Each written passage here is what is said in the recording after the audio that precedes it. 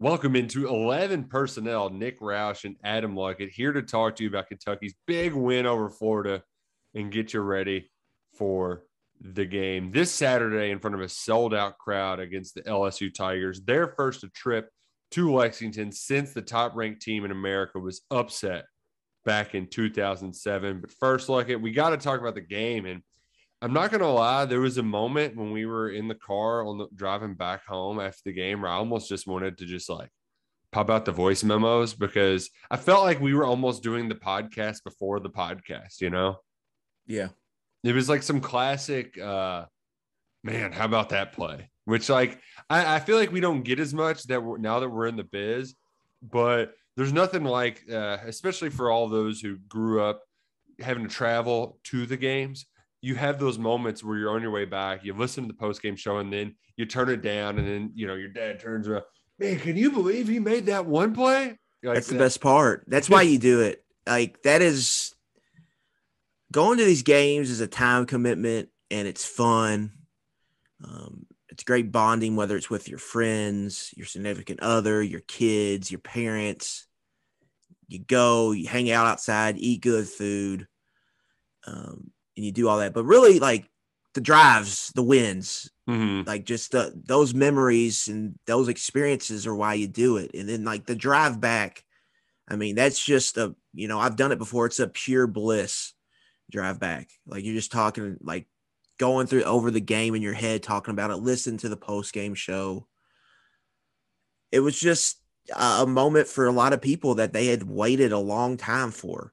And you could sense it in the crowd. The place was unhinged from about 2 hours from the catwalk on. Like I was there and I was like, man, this is kind of different. Yeah. Like, it wasn't because Nick, like I talked about this. We've talked about this on the pod. It wasn't the Georgia crowd from 2018. No. That crowd, now Georgia fans come in droves, had a lot to do with it, but that crowd was more of like, I can't believe this is real. I can't believe like we're here. Like, someone wake me up. And this crowd was like, I want that Gator's head on a stick. And like, it's like, we're winning this daggum game tonight. And it just kind of built. And then it came to like a crescendo when he blocked the kick and returned it. And because before that, I thought there was going to be a riot on our hands for some of those calls. Yeah. They were bad. And so, because you could kind of see in my head, I was kind of replaying kind of the stuff that's happened in previous Florida games with some bad calls. We even heard Stoops talk about it pregame this week. And that just turned it on. And then after that, man, it was just like, it was a madhouse for the last 20 minutes of the game. And they were able to pull it out. And it was just pure bliss there at the end. You had a stat before the game where you went back and check the numbers on all of the big Stoops sellouts, and I believe they were 3-9-1 against the spread. Yeah, 4-9 straight up, 3-8-1.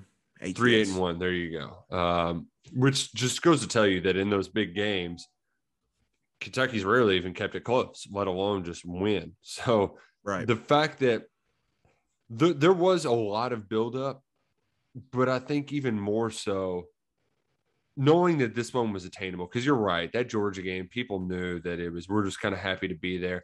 The Auburn game back on that Thursday night, that was a fun, people were there to have a great time. It's not the animosity with Florida, though. Exactly. I mean, like the hatred for that place, for that coach, for those colors, it runs deep. We've been dealing with it for years and years. And even though Kentucky got that win down at the Swamp, a lot of people didn't get to experience that. And there's a difference experiencing it firsthand and having them lose in front of your face and getting to enjoy their misery, just drinking up their tears. And it was almost like the fans were going to do whatever it took, by God, to make it happen. And you know what? They did. They helped make it happen. Florida jumped off sides 8 times. They had a delay of game on a field goal that could have taken points off the board. They did everything they possibly could to help make this upset happen, and it worked. That win does not happen without the most unhinged crowd to ever set foot at Kroger Field. Just imagine they would serve beer in there. But yeah, like the fall wouldn't set you back so bad now, would it? A $280,000 fine. The fall starts when because I've been in a crowd like that where you get a couple and then it just becomes like, we got all of them now. Then you think like we're really making an impact, so you want to get even louder and louder on all these third downs. Well, and then you got Waka there, and you're like, oh, well, we've got to go even nuttier. Yeah. I mean, you're right. And I just think like when I was handicapping the game, the reason I thought like Kentucky would have to be +1, maybe +2 in the turnover margin was because I thought Florida would win the total yardage battle. They would win the yards per play battle. And they did. End up winning yards per play, right? I think they won it by a small margin. I think they were like 5.3. Kentucky ended up at like 4.9. But the stat, if you're looking at the stat broadcast, it's off because they left a couple plays off of there. Really? Okay. Yeah. That's weird. But yeah, I mean, Florida won those battles, and Kentucky was 1 of 10 on third down. But with that said, I just did not the success Kentucky had fitting the run and stopping their rushing attack. They held them almost half of their season total rushing yards and 3 yards less than their yards per carry number. That's a lot. Had a bunch of tackles for loss. No real big gains on the ground. I don't think Florida had a play over 20 yards in the game. That's correct. And when you look back, it was kind of the same. The Missouri game was very similar. If you make these teams drive the ball and you don't give up big plays, it's going to be hard for them to score. Florida had difficulty scoring. Missouri just was surgical. And now when you look up now, Missouri's number 1 in the country in red zone touchdown rate.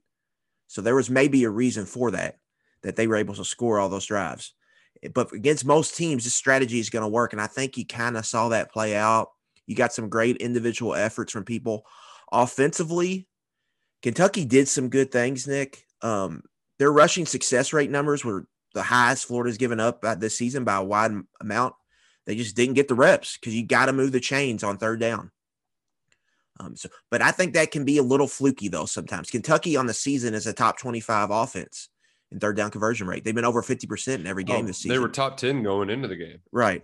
Yeah. So that to me is a little like that's not going to happen every game. You're not going to just go, they were 1 for 10 combined on third and fourth down.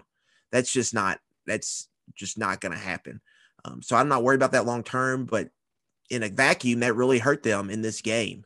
Especially that so if we go back to like the moments in the game, obviously there was the big game changers, the blocked field goal, JJ Weaver's interception, but there was a couple moments that were underrated that really turned things. You mentioned bad calls. A good call going UK's way, JJ Weaver not getting ejected for targeting. That was huge. Yeah, no doubt. But one thing the part that I got worried, there was a moment that I was like, oh God, this is there were two. One of them was Florida getting the ball with 2 minutes left before the half with all 3 timeouts. Yeah, total a classic middle eight opportunity. And they got a kicker that just hit one from 50. I mean, what was Mullen thinking? I don't know. He got asked about it in his press conference. Yeah, I watched it it was a bad excuse. It didn't really make any sense to me, his explanation. It was like, well, if you get it a little bit closer, then, but if you have a bad turnover there, you set them up to score. And it's like, that's some scared money, don't make no money stuff if I ever heard. Well, that's just, he's just saying, I don't trust him. He's saying without saying, I don't trust my quarterback. Yeah. I mean, that's all that is. Yeah. Let's get this thing into the half and let's win this with our defense. But that's all. And Emory Jones, it was actually one of his better games. Oh, yeah. I would agree. He passing wise. Throws. Yeah. Really good throws. Kentucky kept everything, they stayed in their shell and kept everything in front. They're not going to let you take deep shots. You're going to have to dink and dunk your way down the field. And unless you're playing a legitimate top flight quarterback, usually in college, that's almost a foolproof strategy because it's going to be hard for these teams to score, especially for Kentucky. I think they're so old and they're just always in the right spots. It seems like defensively, There's not many busts or this or that. I see Corker losing his mind time after time, trying to get people lined up. Oh, Square does it too. He really helped the young guys who were filling in for McCall. Yeah, I mean, Square is he's lining up the defensive line almost every play, based on where the formation is and whatnot. Right. Corker is he's grabbing these younger defensive backs and showing them where to go. I mean, they've got with those guys in Pascal, they've got pretty much 3 coaches on the field. Those are all 3-year starters who've played since their freshman season a lot. Right. And specifically Pascal, the dude was just He a was maniac. He was crazy. An absolute maniac. And a big takeaway for me was, man, in this game, like when you get in these big moments, you got to have the players that just go make the plays. You can look at the stats and be like, how did Kentucky win this game? But if you watched it and paid it close, there was plays and Kentucky's guys made the plays. Yeah. Over Florida's guys. And some of the guys making the play, Josh Pascal, major recruiting win. Trevin Wallace, major recruiting win. Wandale Robinson, a major recruiting win. Kentucky's a developmental program, and that's going to be important for that. Getting guys and developing them like a Chris Rodriguez, along those lines. Tyrell Asian, who's been awesome this year, was a great developmental story for them. But at the end of the day, you got to get the Joes, you got to get the Jimmies and Joes. Mm-hmm. And in this game, I think Kentucky won it because their guys, their Joes, went out and made some plays. Wandale took the screen to the house. Pascal was just an animal.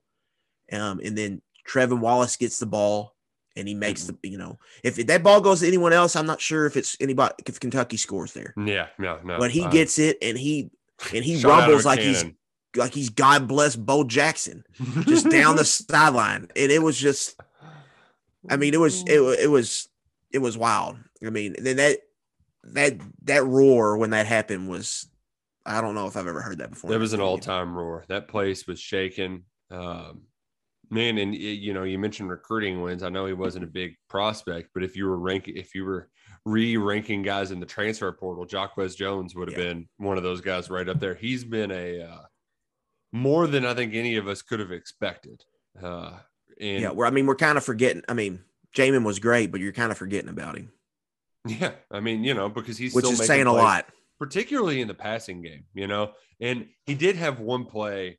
I always lose my whenever I see a guy break contain and not keep their outside shoulder free. He had one that was I think it was probably the longest rushing attempt of the day from Anthony Richardson, but they were able to keep Florida's offense in check for the most part. But there does come a point where you're on the field a ton, and that was my one time that I really thought they were going to blow it, because you had two. This is the third straight time that Florida's been in Lexington and been trailing by double digits in the fourth quarter. And after that big pop, and after you get the Weaver pick and you go down and you punch it in, you score a touchdown, you don't mess around and kick a field goal, I was feeling pretty confident that the defense was going to get a stop in the game. It was felt like it was going to be hard for them to score twice because they were going to have 2 more possessions, so they had to score on both of them.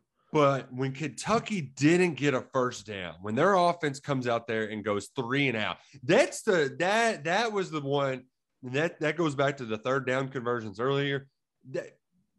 That's the inexcusable. Like, you just have to move the chains there. Like there's you have to give your defense a break, because Florida's going to run tempo, and when you get guys in space like that, it's hard to just to keep them out of getting within striking range. And they got 7 yards on first down too. That's why, I mean, how do you got to get 3 in 2 plays? It was just third down. They just couldn't figure it out all game. I think it was going to be an anomaly of that game. But that was really kind of, if Kentucky gets some more third downs, they probably won that game. They could have won that game by 2 touchdowns, the way it kind of played out. The way that Stoops, when he was asked to about the Wildcat, he showed his colors a little bit there with what happened. So Stoops likes that play of a Wildcat that doesn't look like a Wildcat because Levis is lined up next to him. So it's almost like, oh, we're just in shotgun, but oh wait, the ball's going to Chris. You can tell that Stoops made that call. Cohen wanted the bootleg. And then, he got really assertive in the press conference. He's like, well, and then we run the boot later and the boot doesn't work either. And it's like, well, maybe if you flipped them around, who knows? Now, that's getting into semantics, but they've got to get that damn bootleg figured out. That play should be money for them. Well, nothing. They got to figure out that wheel route too. They've ran it way too many times for it to get 0 yards to that running back. I have a theory on that, on the boot. Ooh, bootleg theory. Let's hear it. Kentucky's running a lot. They're not really running outside wide zone at all, especially with Chris Rodriguez. Freddie made that point yesterday as well. It's a lot of power, gap scheme, some inside zone, which I think is a good idea because that's who Rodriguez is. That's who he is, kind of a runner. Like when they're running outside wide zone, it's usually with smoke. Mm-hmm. I think as McClain gets going, you'll see him with it. And all the boot stuff is based off that. They're running duo. I think we saw some duo runs, which is like a double team on each side. So all the boot is based off wide zone. If you're not showing it, then they're going to know it's coming kind of thing. There's no like the marriage of the run and the pass is not there because of that. And so like that's I think the issue with that. So you got to kind of figure out how you're going to do it. Maybe it's just doing some like zone read type stuff with Levis. So Luckett, I think this gets to the part we're obviously going to, be happy and talk about more of the good things that happen. But there is a part where it was an ugly win at South Carolina. Nobody cares about the ugliness because it's Florida, but the offense has reached a crossroads that they're stuck in a rut right now. And that was a classic. But they're running the ball. Like they're at a crossroads, but they just ran the ball on two good SEC defenses, I think. Now, what they need to do, though, is I think the problem that we have here is we have a coordinator who is still adjusting to the personnel he has. So what he has in his mind for how an ideal offense operates doesn't match the personnel that he has. So he's made some concessions. Like you said, Chris Rodriguez, let's just do a little bit more inside zone. He's going to get freaking 7 yards. So why go away from that? But it's kind of clunking up other things. And I think that it's just, he's trying to find a happy middle ground, a happy compromise. And I think it's tough. And it's especially tough to do against a Todd Grantham defense that's going to press you and blitz your ears off. It's just with that front, it was tough because they're coming at you. I think what they're really missing, like Keaton Upshaw, not having him, is a big loss. Because you want to talk about, if teams are focusing on Wandale and you can run him deep as a decoy, you got to have somebody to attack that middle to intermediate area. And that's Upshaw to a T. A big tight end athletic target that can get open on the underneath.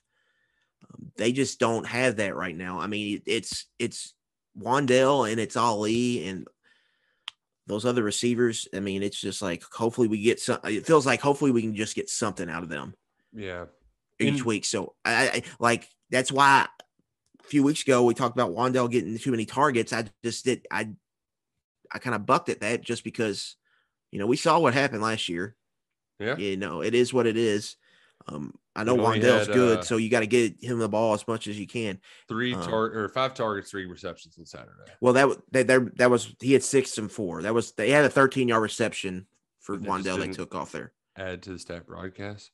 Well, that was the penalty they had where they hit him out of bounds. Gotcha. So they marked it as no play when really the play counted. It's a dead ball penalty. Yeah. But 4 grabs on 6 targets. He had 70-something yards. Yeah. Yeah. But you could use more in to go back to it. Justin Rigg just had a bad game. Man, he dropped the pass. I like to know what happened on that boot. But yeah, I mean, it's just they could really use Upshaw. I think he would kind of alleviate some problems. I'm hopeful that McClain can add more here in the passing game as we move forward through the season. Mm-hmm. I think, they've thrown the smoke, I think 5 times, and I think he's got 1 catch. Yeah.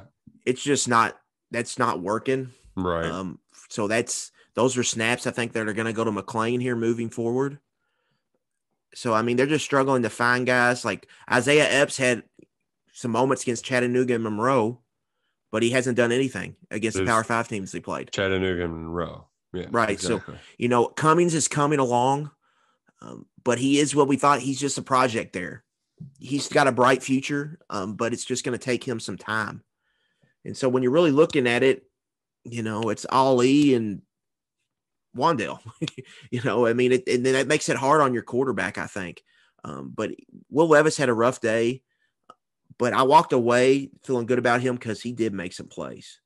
Yeah, some busted plays too. The hurdle run to get it to 4th and short, we'll forget about it because Kentucky didn't convert, but to even do that gave them a chance to score.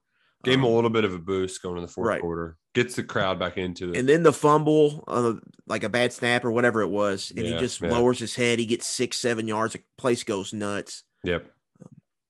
I keep talking about it, but the QB run, I think they could use it. Is that if you're – well, let's put the headset on Luckett. If you've got to make a change or if you want to do something to inject some life into the offense, is that QB run? Is that your go-to right now? Yeah, I would give some – yeah. I mean, I think giving some more zone read stuff, especially with this inside zone they're running, they're going to be crashing on Rodriguez hard. Just pull it a couple times on that. And I would like to see maybe some QB power and stuff like that. And then you can kind of fake that stuff too and go back and throw it. But I just think running that to make these secondaries a little more honest with the QB run. And I think Levis is good at it. I think he's a good runner. And I think it can add some, an extra oomph to your running game, which is already good. And you get that, I think it can open up the passing game even more. So that's really kind of where I'm at. The passing game is what it is, man. It's just kind of they're little handcuffed by their personnel, in my opinion.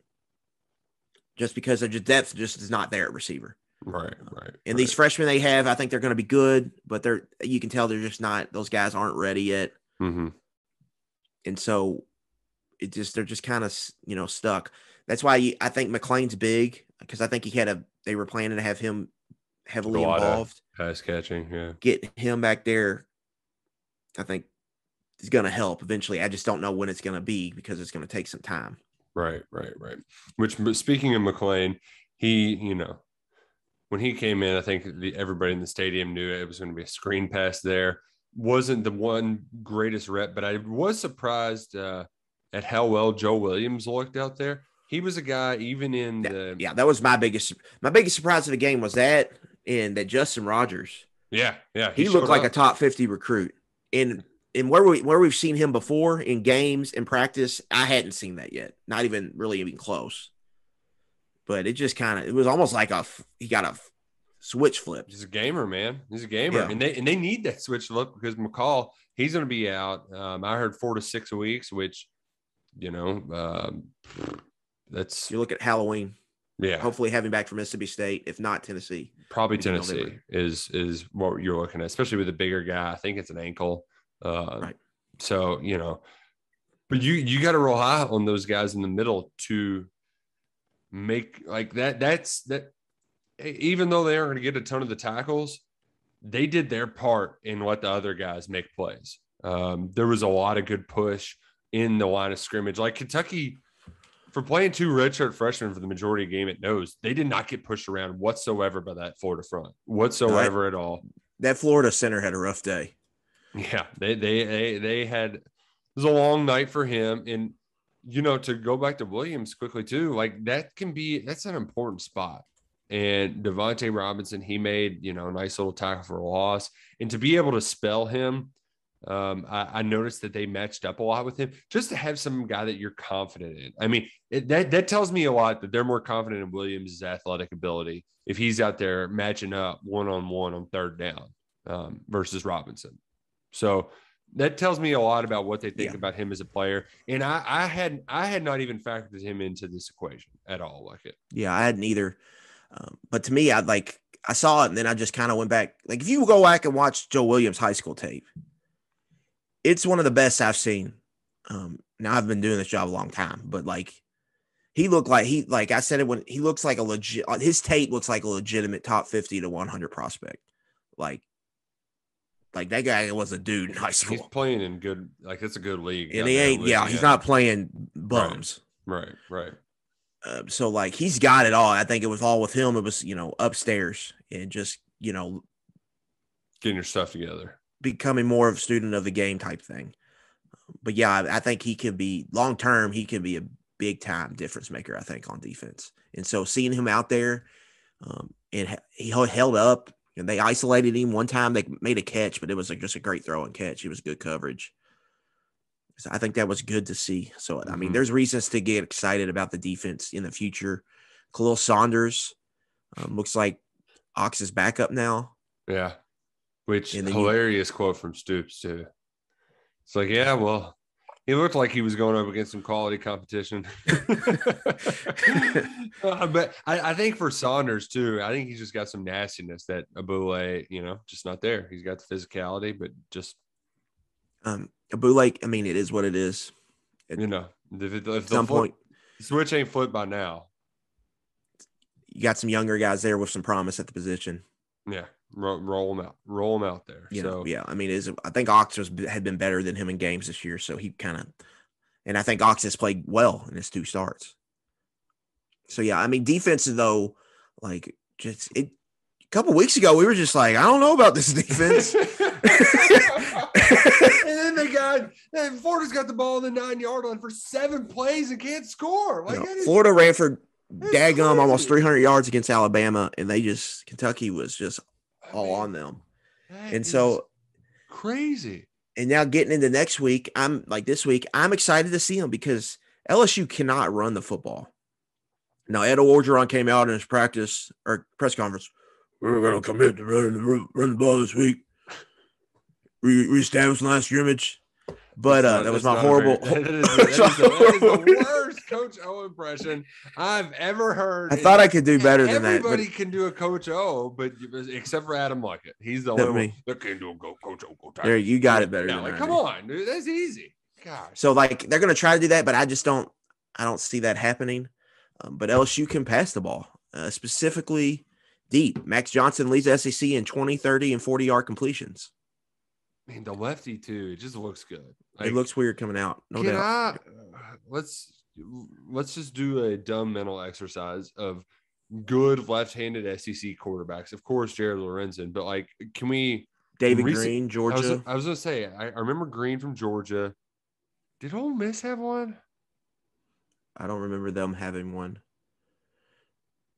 Clausen's brother at Tennessee was a lefty. No, Rick, his younger brother. Or his old, it's like not only his younger, older, but he was lefty. I'm thinking of gosh, because it's shot. I mean, Tua, I guess, they're just so rare, and it looks so different back there. Jared, right? But that's what I mean. There's not a ton, and I guess we just see them as such gunslingers because if you're a big guy, the ball it looks like you're stretched so far back. Because when Jared looked like he was throwing a baseball. He reached so far back to throw the football. And that's the same here with Johnson, whereas Tua was a very compact. Tua looked like a 3-point shooter, the lefty 3-point shooters, which those guys. Tua was he was an RPO machine on that RPO slant. He just got that ball out in a second. And it was it hit the guy in stride almost every time. Yeah. And he was made to run that RPO slant play. And Max Johnson, meanwhile, is long, just letting it rip. Long and skinny, yeah. His the son of Brad, which will be brought up a lot. I'm not a TikTok guy. I refuse to get on there, but apparently Brad Johnson is quite the TikTok star. His name's trick shot artist. Yeah, and his name on there is Brad, and then 7 digits. I don't know if it's his telephone number or what he decided to put in there. But that's just his retired life. Is Illuminati and and doing trick shots. I was a big Max Johnson fan when he came into the Foggy Swamp and got a win last year. But now I want him to just throw the ball to the Kentucky defense because big plays for him are really LSU's best chance at winning this game. Him to Butte, which Butte is very good. There's no doubt. There's no doubt about him. And according to that LSU homer call, he's the best wide receiver in the Southeastern Conference. Yeah, that's what the country. Or the country. And I said, he's pretty good. I don't know about all that. But LSU's 12th in yards per play offense in the SEC, despite all of this big play production. So they have labored to move the football. They shouldn't have beat Mississippi State. They hit on 4 big pass plays, and that's why they won that game. One of them was hilarious too, where 2 Mississippi State guys just cleaned each other's clocks, ran into each other. And Mississippi State, I think, had a lot of turnovers in that game too. But since Brad White has been, they were awful in the red zone. They had a couple missed field goals. I think Mississippi State should have won that game. They were better. Since Brad White has been here, Kentucky's just been masters at big play prevention to this point. Mm-hmm. Last year they got beat up a little bit, but it was by like top 10 passing teams, Florida, Ole Miss, Alabama. But when they're not facing that kind of caliber, they do a great job of keeping everything in front and not giving up big plays. And if they take this away from LSU, it's just going to be really, really hard for them in this game. Like, I think it's a very good matchup for Kentucky. LSU's run numbers in the Power 5 games defensively are really bad. Auburn, UCLA, and Mississippi State had a lot of success running the ball against them. They averaged, 50 yards a game on the Yeah. ground, I think. And so I just think it's going to be a tough matchup for them. I think Kentucky's going to be really able to run the ball. For Kentucky, when you're looking at it, defensively, when you're Kentucky's on defense, really what they don't want to see is kind of like just a locked in, accurate, precision based quarterback, kind of similar to Connor Bazelak that can just dink and dunk with ease down the field. Yeah, that's why that Mississippi State game kind of terrified. That's why that's a scary game. It's a scary game. Yeah. And then defensively, you want to, if you can establish a run, if the team is weak in run defense, I think they're going to have, that's a good matchup for Kentucky. That's why Mississippi State, that's a scary matchup. There on October 30th. Zach Charbonnet averaged 10 yards a carry against UCLA. Yeah, just in the 3 Power 5 games, they're giving up a rushing success rate of 58%, which I don't even think Kentucky's hit that number in a game yet this season. And Kentucky's been very successful rushing the ball. That's how bad their run defense has been against UCLA, Auburn, and Mississippi State. And I'm glad you kind of set the table there, because the thing that I think it worries you as a Kentucky fan is you're going to see another team that's going to play a lot of press. They're going to try to be aggressive, and they have those guys out there that, I doubt Derek Stingley plays. He's quote unquote injured, so you at least have him off the field. But Eli Ricks, Jay Ward, the former UK commit, they have some dudes out there. They're going to be able to cover, and it's going to be hard for UK to get open. But it gets a little bit easier if you can put Will Levis in manageable situations where if all hell breaks loose on 3rd and 2 and they're in man, then he should be able to take off and get 8 yards. Yeah, really the best thing they do is kind of rush the passer. But if you don't put them in obvious passing downs, you're going to have some success running the football. And they're going to have to play both. They can't just pin their ears back. So I think it's a good matchup for Kentucky on that end. And then like we talked about defensively, you just take away the big play. Like, Nick, Keyshawn Butte is only a true sophomore. And their next top 3 receivers after him are all true freshmen. True. He's young. So they're just young on offense. Their best running back to this point in the season has been a true freshman. True sophomore, too. Max Johnson's a true sophomore. Yeah, right. Yeah. They're even got some young guys on the offensive line they're beginning to work in. So this is LSU feels a year away on offense. This just feels like a growing pain year. Mm-hmm. And then next year they should be a bear to deal with. Billy Napier might be walking into something good. Yeah. Oh, there we go. There we go. And so that's what I see. Now I haven't dug super deep into their defense yet. Damone Clark at linebacker is playing at an all-SEC level. He's been awesome. But after that, the numbers aren't great. Situationally, they've been really bad. And that's probably the weakest part of their defense. 3rd down, red zone have not been good. And Kentucky quietly has a top 25 red zone offense, touchdown rate wise. And last year that was in the hundreds. That was one of the worst parts about the offense. That's quietly been a pretty strong development. I would think defensively it's got to be up there as well too, because it's not, because before the Florida game they really ain't got any stops in the red zone. Kentucky's down the 70s or 80s. I guess the South Carolina game they didn't get it. They got the stops before they got to the red zone. Right. So it was good scoring opportunity defense, just a little bit outside of it. I'm glad you mentioned Billy Napier, because all right, Luckett, you've been sniffing around this Gene Chizik kind of scent, I think even in the preseason. There's a lot that's been going on off the field there. Do we think Coach O is best backed in a corner, or do we think that the corner of the building is about to fall in on top of him? Well, he's talking about bringing Steve Ensminger back this week. What? Oh, God, no. Oh, I mean, man, that's desperate. That's somebody real desperate. Somebody asked him at the press conference, Nick, and it felt like a question that was asked because that was kind of like a sources behind the scenes were talking about it. They knew it, and they just needed to confirm it, kind of deal. Yeah, and he talked about it. He said, "Yeah, that's like kind of a good idea. It's something we've talked about." Man, and that's not bringing Eddie Grand back to be a quality control guy either. Like it's a much different kind of move. Yeah. You can tell Orgeron's a little new offensive coordinator, Jake Peets. I think he's a little frustrated with him. There's been issues like with them getting the plays in or whatever and changing the plays at the line. And Orgeron pretty much told him this week not to audible, which always sounds like a winning strategy. But also, how are you going to be able to do it in the crowd? Is this, I guess they did it at Mississippi State, and you got to deal with the cowbells. Now, that was a noon game. The crowd was thin there. I was watching. I had Mississippi State. The bastards had the back door open, didn't walk in. But this is going to be a different crowd. It's night. I would imagine Kentucky. I don't know if it's going to be the unhinged factor it was last week, but it's going to be raucous, pumped. Yeah. The only thing about this is Ed Orgeron, as a road underdog, has been really good at LSU. 7-0 against the spread with 5 straight up wins, and they're catching points this week here at Kroger Field. So that's that makes you worry, but all signs point to like an implosion's coming there. And then when you look at their schedule, it's not getting any easier. They're gonna have to play like 5 top 20 teams in a row at Kentucky.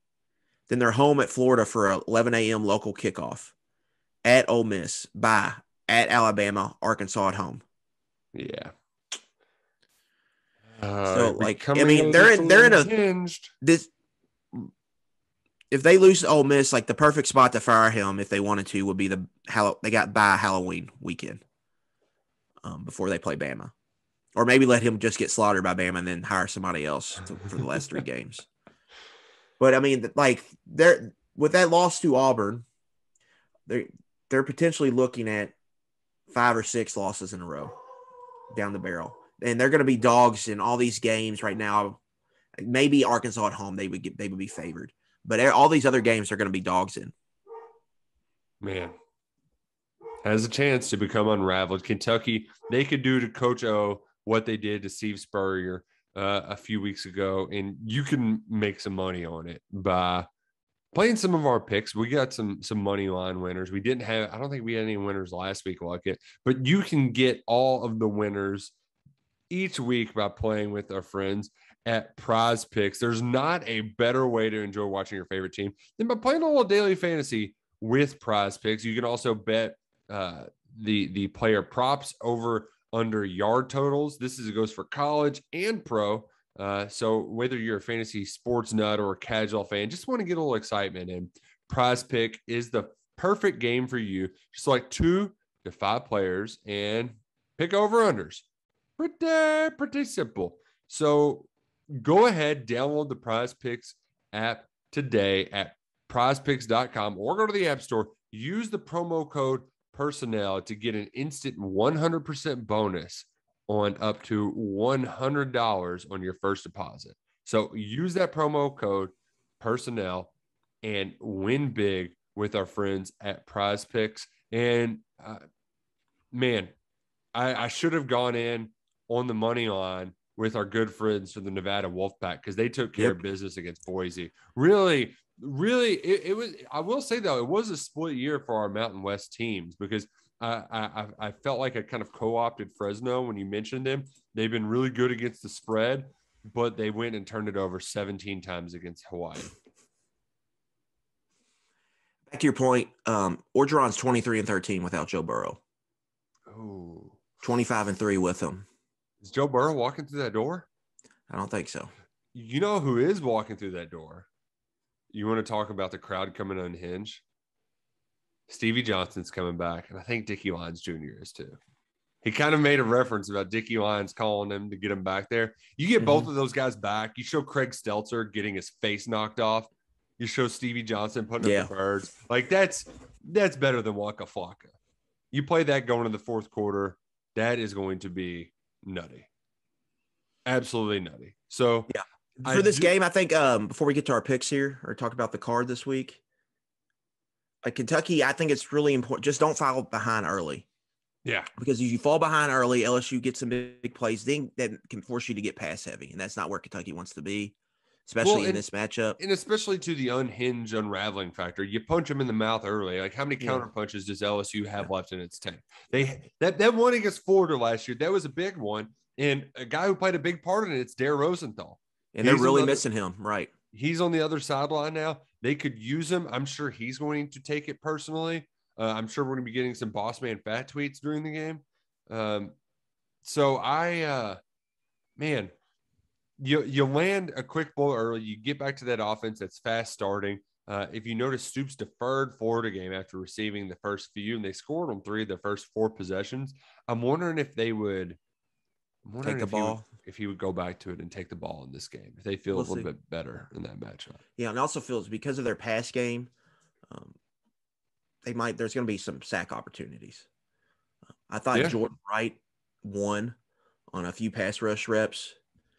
So he's close, I think, to making some big plays. Weaver's obviously been a weapon there.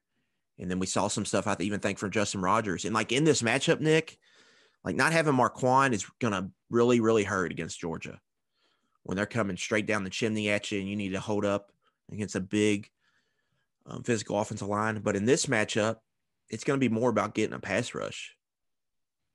And so having Rodgers in there, I think, isn't a huge drop off. Yeah.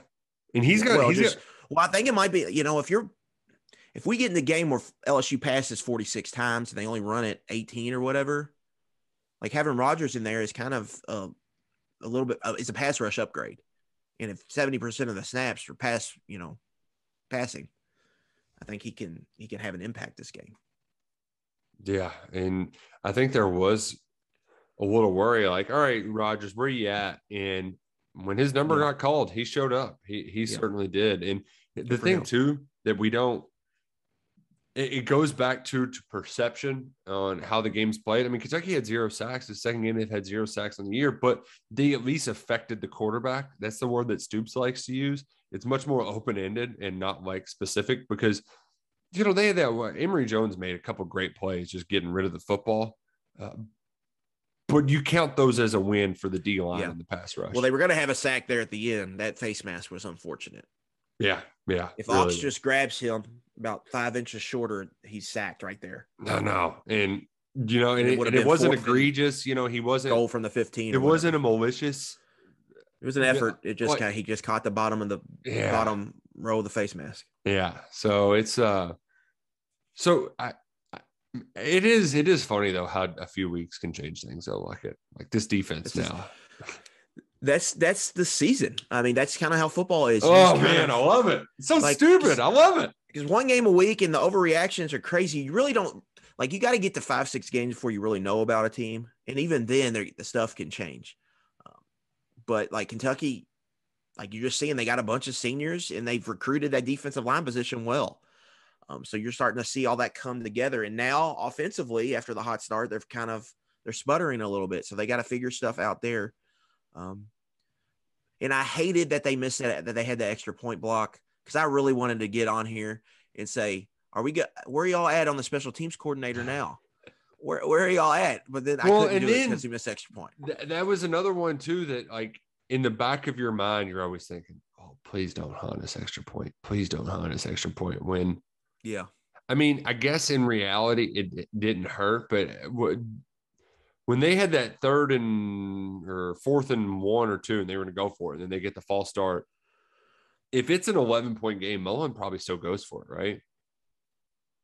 Or does he still kick a field goal? He probably still kicks a field goal because you can get to 8. Kicked a field goal. He got a little greedy. And then they jump off sides. Yeah. Well, I mean, because he goes for it there. He's going to waste a minute trying to score, at least.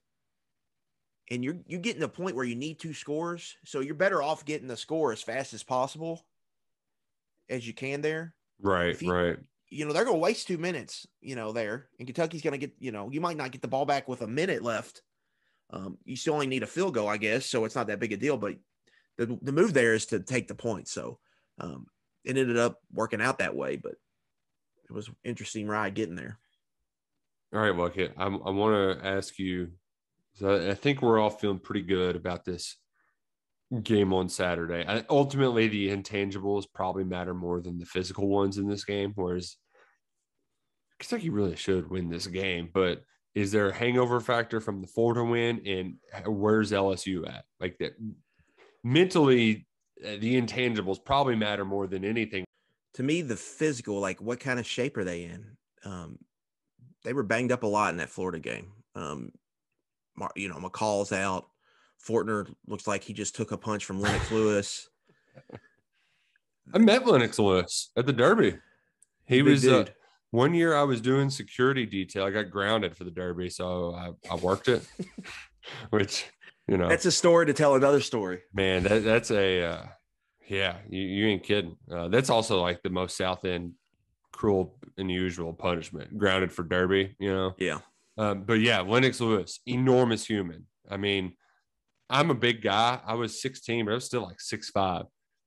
Dude's like 6'9", with the big hair, the big chest, enormous human being. I would not want to take a punch from him. Luke Fortner looks like he did. I wonder what his eyes looking like today, because you figure 2 days after is probably the biggest. Yeah, I mean, it's gonna be black and purple there for a couple weeks. Gnarly. But God, I interrupted you. But yes, physically, there's some dudes that are banged up, and Stoops is keeping it as tight-lipped as possible. But I can guarantee you that there's going to be 1 or 2 guys outside of Marquand McCall that ain't playing on Saturday that we don't know about yet. We'll probably find out eventually, but we don't know about yet. Right. And so you just hope that they aren't the impact guys. So how banged up is Kentucky? And then LSU they're playing a lot of young guys. So I don't think there's going to be maybe a huge quit factor in them because they're still young. Those guys want to play. Mm-hmm. And Orgeron's been good in the spot, like we talked about, 7-0 as a road dog against the spread. But since that UCLA loss, it felt like they were just one tough defeat away from things crumbling. You kind of saw that in his press conference this week. So I could see that playing out, but I also could see them, putting it together here because it's still only October 9th. It's true. And so we'll see. I think Kentucky's a better team. I think it's a good matchup for Kentucky. As long as Kentucky doesn't fall in a hole early and, like we said, avoid, big turnover margin problems and special teams catastrophe. But they still haven't won the turnover margin in a game yet. They split it against Florida. Mm-hmm. Yeah, the block kick doesn't count as a turnover. Because that was the other big play that right. It doesn't count as a turnover, but it serves as the equalizer. And LSU, I think, is -2 on the year. They haven't forced a lot of takeaways, so go out and win the turnover margin, and Kentucky should be in great shape. But I think they're better. I think LSU plays in their hands a little bit when the Tigers are on offense, and I think Kentucky's offense could have their way running the ball against LSU, and that could open up things in the passing game. And I'd like to see Cohen get a little creative in the run game this week with some stuff with Levis, jet sweeps with Robinson, or other ways to get Robinson the ball in the run game, maybe getting McClain some touches. I think that could be the ticket this week. Should be a crazy atmosphere. It's a huge spot, because of if you win this one, then next week is just bananas. Yeah, banana land. Got the da, da, da, da, da, da. Right. So we'll see, but I think Kentucky's going to have a great chance. Man, it's an exciting time in the Bluegrass, and once again, it's an exciting time to make some money. Time for some money line picks. I gotta say though, Luckett, your PT's picks, buddy. At this point, I just, I'm going to start picking the opposite. You really have to. So for those who don't listen to my radio show, Kentucky Roll Call, you should. Luckett's going to be hopping on with us some this week because TJ's got a new little baby girl, Lucy, that came into the world yesterday. So congrats to the Walkers. But we do 3 picks every Friday. Luckett is now 1-15 or 1-14. Excuse me. Went 0-3 again. I don't. It really is impressive. I've won this the last 2 years comfortably, like by a good margin. And you can't find a winner out there. It's been I've never had a cold streak like this. Even in the Luckett Slocks, I'm having a little bit better success, but not much. It's been tough. Now, that Notre Dame, that was tough. That was a tough one. They throw an interception in the end zone on the first drive. And then Desmond Ritter, your old St. X Tiger, showed a little bit of poise there in the second half to kind of slow that comeback down. But, man, I think we're really – like you alluded to it earlier in the year with Ohio State. I think we're at the point with Georgia and Alabama. Just if we can get as few points as possible, just take it because they're going to come. Yeah. I mean, they kind of exposed Ole Miss there. That was a big moment for Alabama. Ohio State's starting to get their act together a little bit. That was impressive what they did to Rutgers. Watching them moving forward is going to be something to watch. But like, is Iowa the best? Is Iowa the best team not named? I don't think so because their offense is just so bad. You can't. They're like plus 14 in the turnover column. Like that's just not going to last. But 51 points though. Were they all? I think that Penn State. I think Penn State gets them this week. I think Penn State's pretty good. That's but Nick, going to be a very popular pick. I'm gonna walk this. Kentucky wins Saturday. Okay. Loses to Georgia, but doesn't get blown out. Let's say it's like 28-10, something like that. 17-13, just playing in the mud. Whatever. Kentucky wins out. They're 11-1. They would have a hell of a case for that number 4 spot. Just putting that out there. They would. I mean, they really got a case. All right, and here's the thing, too. I know my answer. Would you rather be 4th playoff team, or would you rather? Oh, you know my answer. Yeah, Sugar Bowl. Screw the playoff. I want to take me to the Sugar Bowl. Let's play Oklahoma or something. Yeah. I want New Orleans too. I want it bad, and not just because of New Orleans, but it's also getting that being in the playoff does like. There's only how many teams outside of the Big Three can say that? Like Michigan State.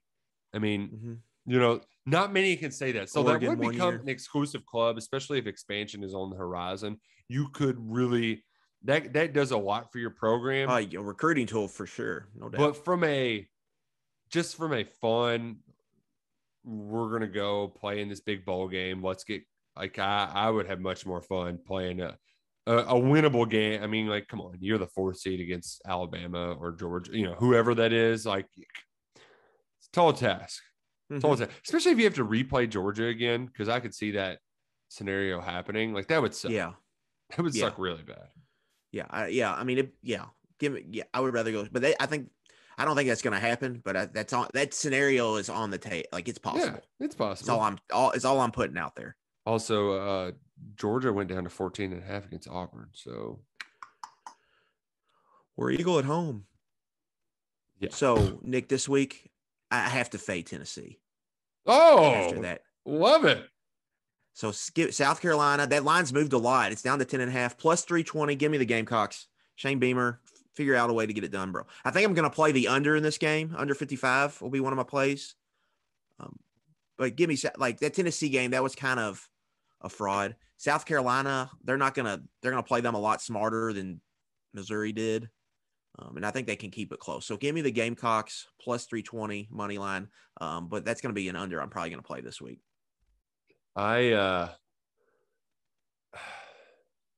This one's a little irresistible, and I don't like the spot because I think they've already faced enough embarrassment. But I think the wheels are coming off the Graham Mertz train. Wisconsin is going to Illinois in the Burt Bowl. They've gotten 2 more. It opened at 8. It's up to 10. I think the old Fighting Illini can get it done. Like Wisconsin doesn't do anything that's too much for Illinois to handle. So. Illinois plus 310. I like that. I like them getting points at home.